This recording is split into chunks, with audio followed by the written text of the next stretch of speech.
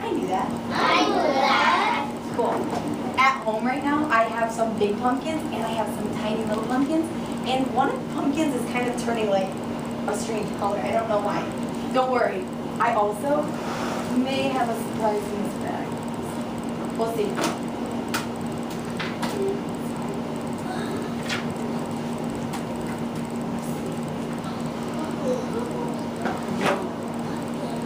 Pumpkins are members of the squash family.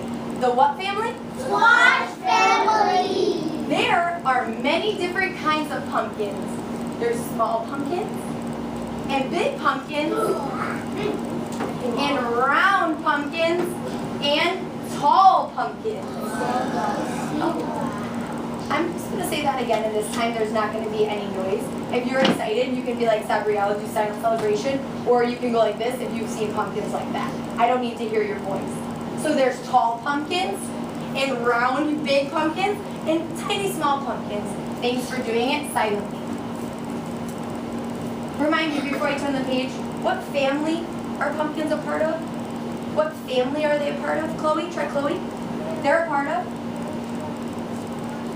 the squash family. Guess what? I brought some squash from because I had this bag.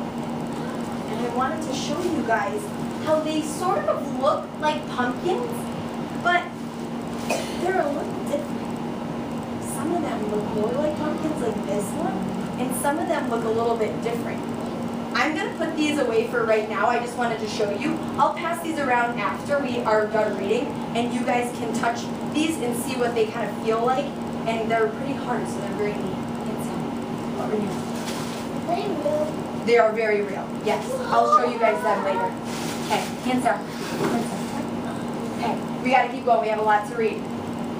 Gardeners and farmers call them pumpkin varieties. Some pumpkins have a smooth skin and others have lots of bugs. Oh, I should have kept these out because I noticed that this one is a little bit smoother here in parts, but this one is definitely very bumpy. Good, makes sense. Super bumpy. I'll leave these here. Sorry, Mr. Smith.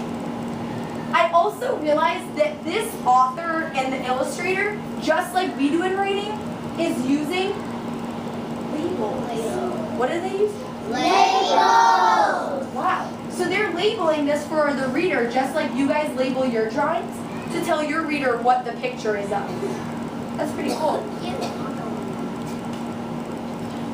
Just gonna wait for Bobby's stuff. In the springtime, when the sun's rays begin to warm the soil, it is planting time. See the sun up here? Some gardeners turn the soil to get it ready to plant a small pumpkin patch. A pumpkin patch is where pumpkins are grown. What is it called where they're grown? A Pumpkin patch. I hope that all of you use this knowledge when you go to the pumpkin farm and you can tell the farmers at the pumpkin farm that you know what the area where the pumpkins are grown, what it's called. Make sure you keep that up here in your brain so that you can pull it out when we're at the pumpkin farm. Some farmers use plows to slice through and turn over the dirt. The field will eventually be a huge pumpkin patch. I actually know that you guys are going to get to see a tractor like this at the pumpkin farm next week. Cool. This part is where it gets very interesting. The soil is ready. It is time to plant the pumpkin seeds. I agree. The beginning of a pumpkin is curled up inside each pumpkin seed. If you're not getting distracted, you're super smart. Food is stored there too. The seed has a seed coat on the outside to protect it. The bigger the seed, the bigger the variety of the pumpkin that will grow. I'm looking up here. Does anyone remember what this super science word was called? Like when illustrators and authors use this in our nonfiction text. Do you remember?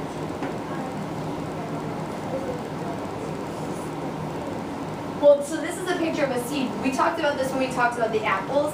This is called a diagram. What is it called? A Diagram. So a diagram is used a lot in nonfiction text to teach us about different parts that are really, really science. Just like in science, when you guys learn about things like this, Miss Ventrell has diagrams to show you what the inside of a pumpkin seed might look like. Wow, there are a lot of pictures on this page. I want to make sure that you're looking at this page and also in your brain, just tuning into that. In your brain, I want you to be thinking and visualizing while I'm reading what the pumpkin farm might look like on Tuesday. What might be similar that you're seeing in these pictures and what I'm saying in the story. Sometimes pumpkin seeds are planted in rows. Other times they are planted in small circular areas called hills.